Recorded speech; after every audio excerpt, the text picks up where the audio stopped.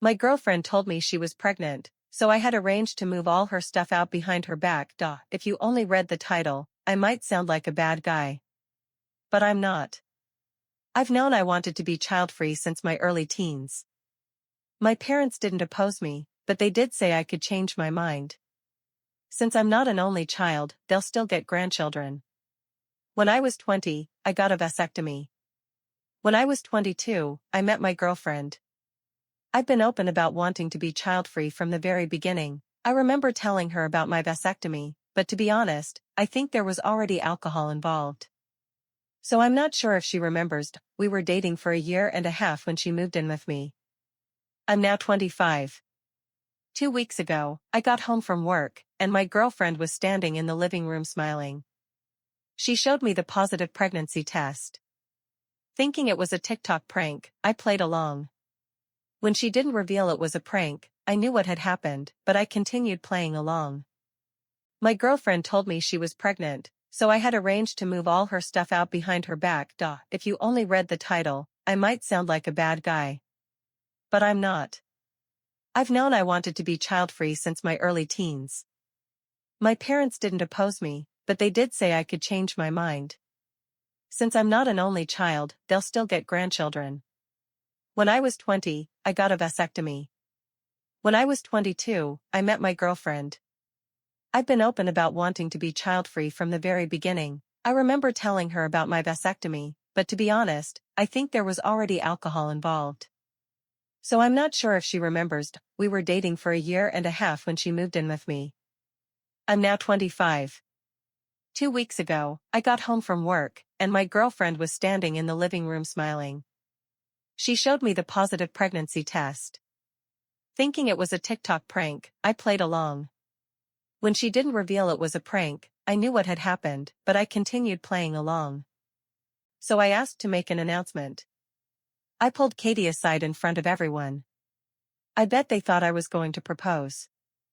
I started by telling how we met, how much she meant to me, and ended with, and that's why it hurt so much that you cheated on me and got pregnant by someone else.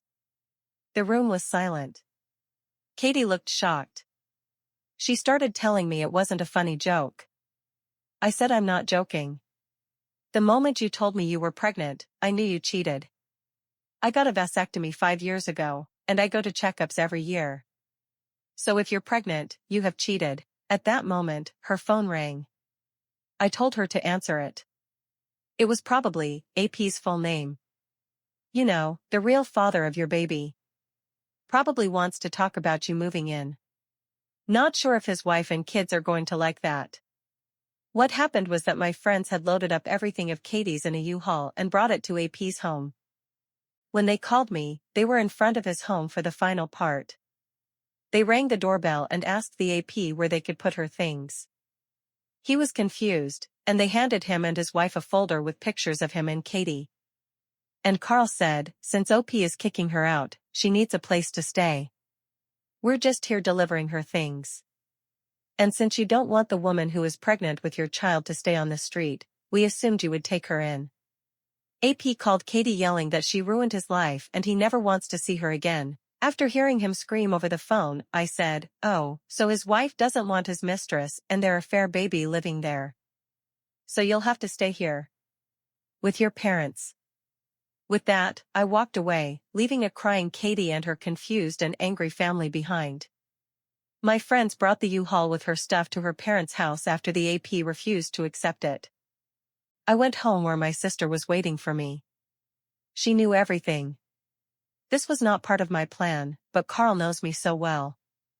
I broke down and cried in my sister's arms. She stayed the weekend taking care of me, allowing me to grieve and process the betrayal. Small update. It's been a week since I dumped Katie at her parents' house. My boys cleaned out my home and brought everything of Katie's to her parents.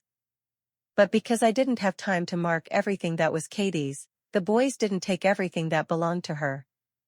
And they even took some things of mine, so I called her sister to arrange a meeting to exchange our belongings. The sister agreed under one condition, a sit-down with Katie to hear her out. I would have just left everything there, but the tablet had some pretty important work stuff, so I agreed to hear Katie out. But I made it very clear that there was no chance of us getting back together. Katie was a shadow of her former self. She started with small talk, but I quickly told her I wasn't there for that. She wanted to apologize. Here is where I almost lost it. I wanted to yell at her for destroying our relationship. I wanted to yell that I can't accept a simple apology for destroying my trust. But I didn't yell. I was quiet. I didn't accept the apology, I also didn't reject the apology. I just said nothing. She asked why I never asked why she did it. I said there was nothing she could say to justify what she did. So it didn't matter which excuse she came up with. She said she really thought the child was mine because we weren't using protection, vasectomy with yearly checkups. And she was hoping that I would change my mind about being child-free as soon as I saw that she was pregnant. I told her that was a very dumb assumption and she clearly did not use any protection with her affair partner. She told me she thought it was unfair of me to expose the affair to her family. I didn't have to do that. My response was, that's right, I didn't have to. I chose to. Just like you chose to cheat on me, just like AP chose to cheat on his wife. These are just the consequences of those choices. She asked me if we still had a chance if she aborted the baby. I told her keeping or aborting the baby wouldn't change her betrayal. She can do what she wants, we are not getting back together. I was done, I heard her out, she didn't tell me anything I didn't already know, so I got up and took my stuff and was about to leave when she said, I love you. My response was, no, you don't. If you loved me, you would never have betrayed and hurt me like you did. I loved you, but you destroyed that too. With that, I left, and I could hear her sobbing. I've also learned that the affair partner is kicked out of his house. They are divorcing. He ended it with Katie because he blames her for ruining his life. I, 32M, am divorcing my wife, 33F, after finding out that my son, 5M, is not mine. Well, a couple of weeks ago I found out that my wife cheated on me 6 years ago. The way I found out is that her sister told me after going to visit her to find out how the delivery of her first child was. She confessed to me that 6 years ago my wife told her that she slept drunk with her best friend. In her words, my wife was very sorry. At the time she told me I was with my son and immediately after leaving her house I went to take a paternity test with him, fearing the worst. A week later I get the results and my fears came true. My son is not mine. For some reason I began to see the boy differently, more as an acquaintance than a son. With proofs in hand I confronted my wife at night when the child was sleeping. She asked me who told me and I simply told her that it is none of her business, although obviously it will not take long to connect the dots that it was her sister. Well, that is not my problem now. Regardless of that, I asked her for a divorce, which is now in process. She was devastated. She swore to me more than once that nothing happened with anyone again, that she has been faithful to me in body and soul since then. I held back the urge to insult her to avoid complications during the divorce issue, not believing a word she said, mostly blaming the alcohol instead of taking the blame herself. After talking about it, she threatened me saying that she would demand full custody of the child. I was so annoyed at that moment that I told her okay, I don't want anything to do with something that is not mine, that she keep the child and I'll keep the dogs. We have 2 dogs that we adopted as puppies and they are currently 8 years old each. After my words she tried to convince me to take care of the child with her, that I am his father. At that moment I exploded. I was so angry and I had held back so much the urge to scream that I just yelled her to go and take her bastard with her. Regardless of that, I asked her for a divorce, which is now in process. She was devastated. She swore to me more than once that nothing happened with anyone again, that she has been faithful to me in body and soul since then. I held back the urge to insult her to avoid complications during the divorce issue, not believing a word she said, mostly blaming the alcohol instead of taking the blame herself. After talking about it, she threatened me saying that she would demand full custody of the child. I was so annoyed at that moment that I told her okay, I don't want anything to do with something that is not mine, that she keep the child and I'll keep the dogs. We have 2 dogs that we adopted as puppies and they are currently 8 years old each. After my words she tried to convince me to take care of the child with her, that I am his father. At that moment I exploded. I was so angry and I had held back so much the urge to scream that I just yelled her to go and take her bastard with her. Regarding why my sister-in-law told me everything, according to her, She felt guilty seeing me always happy with my son, knowing that he may not be mine, and that the fact that we went to visit her in a moment of weakness caused her to completely break down with guilt. I don't know how true that is. I just know that right now I feel tremendous hatred for my wife and a feeling between pain and resentment for the child. Although it's just time to get ahead, I just hope the divorce goes smoothly. We have separate financiers and properties, and if she really asks for child support, I have proof that it's not mine. According to my lawyer, that's more than enough if she tries a legal process for that. My therapist also recommended that I not see him nor her, that regardless of the child's feelings, I should focus on my own first, that the child is no longer my problem, and the sooner I accept it, the better. Sorry for the misspellings, English is not my first language. A woman helped me when I was homeless, and I'll never forget her. When I was younger, I was homeless. I had been emancipated from my family and had a lot of trauma from being raped at age 15 along with other abuse throughout my childhood. I ended up getting into drugs, and then decided the only way to get sober was to hitchhike around the state so I could never make connections. I was young, naive, scared, traumatized, and alone. One thing you learn very quickly when you're homeless is that people treat you as subhuman. I got my first criminal charge at age 18 for sleeping in a public park. They woke me up and told me to leave in the middle of the night. I had nowhere else to go. People avert their eyes when you walk by. You aren't allowed to use the bathroom anywhere, even if someone else looking less homeless would have been allowed.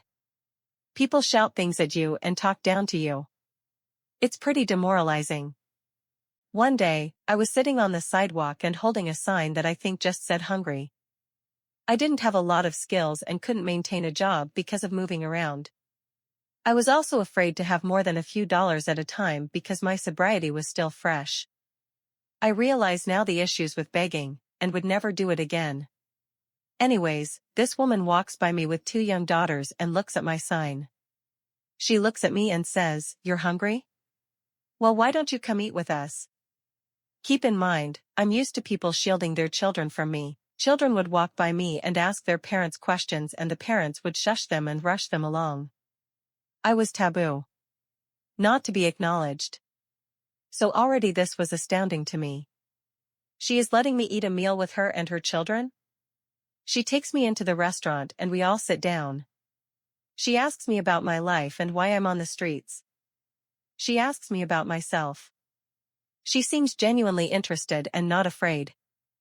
This is the first time I've been treated like a human in a long time.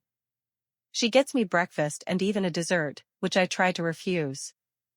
After that, she gave me money and her phone number on a piece of paper. She said to call if I ever needed anything. Her name was Dawn.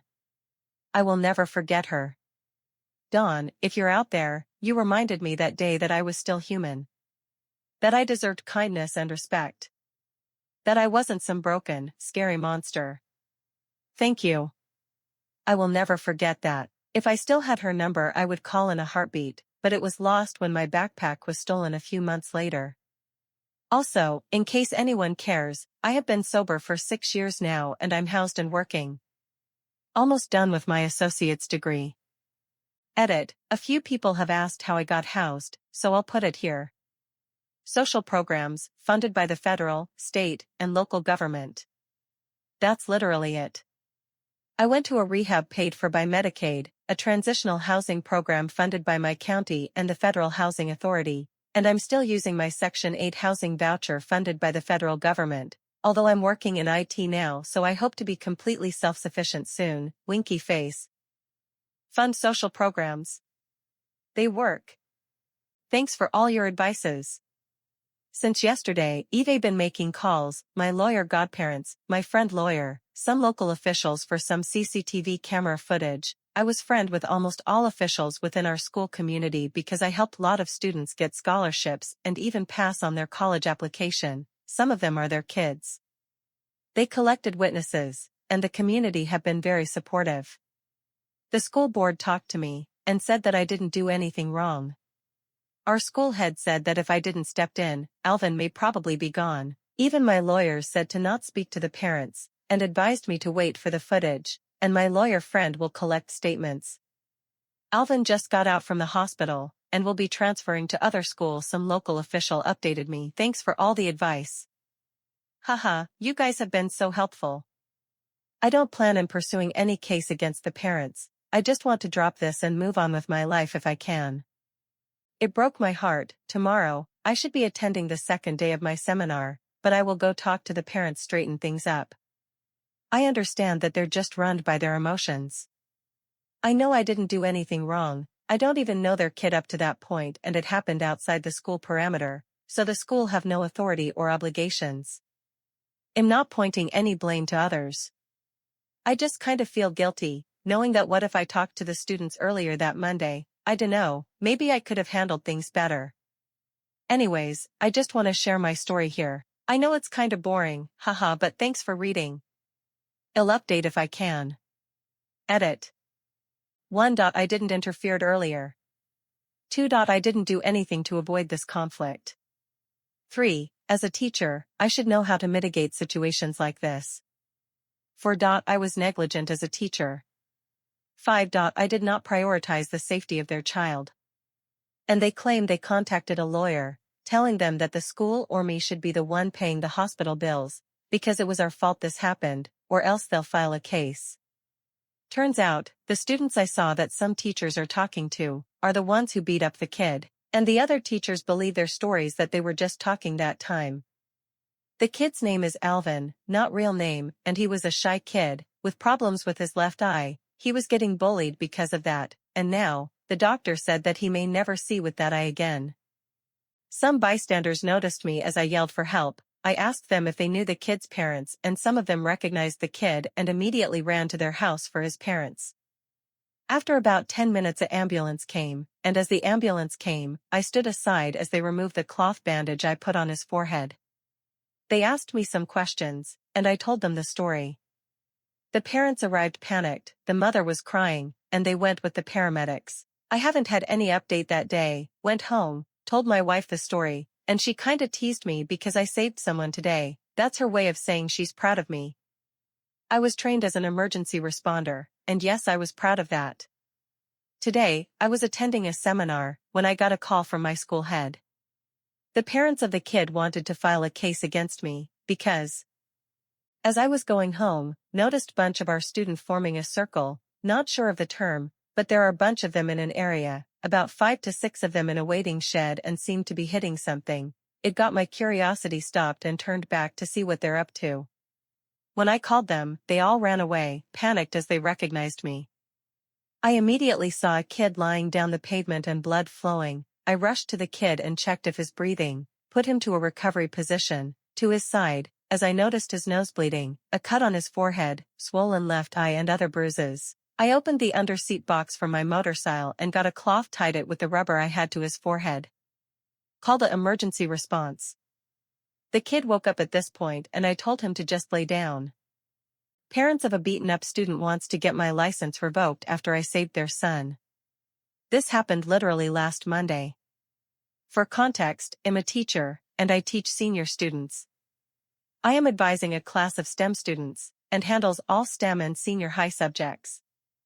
Monday class starts like every Monday class, flag ceremony, went to classes, etc. At recess, I noticed that some teachers are talking to some grade 8 students. Welp, I don't know that time that they're grade 8 students. It looked like they were up to no good, but I didn't bother to intervene, because we're professionals and trained to deal with those kind of stuff. After the classes, I was facilitating the cleaning of my classroom, and almost always goes home at almost 5 p.m. after most of the students and other teacher has gone off. I ride a motorcycle going to work. We own a car but rarely use it because it's impractical with the gas prices. My work is at least 9 kilometers or 6 miles away from home. My Mormon friend Terry went to dinner with his wife, and she happened to see the thick Winnie the Pooh meme on his phone. She was inconsolable. She could not understand why her devout, religious husband would have such a disgusting thing on his phone. It actually turned into a big deal in their marriage. One day he brought her to morning formation so he could prove to her that the thick Winnie the Pooh wasn't just on his phone. Me and a bunch of other airmen pulled out our phones and opened the WhatsApp group chat to show her that the meme was on our phones too. I'll never forget the unfathomable look on that poor little Mormon girl's face as her eyes darted frantically from one thick Winnie the Pooh to the next in the early morning light.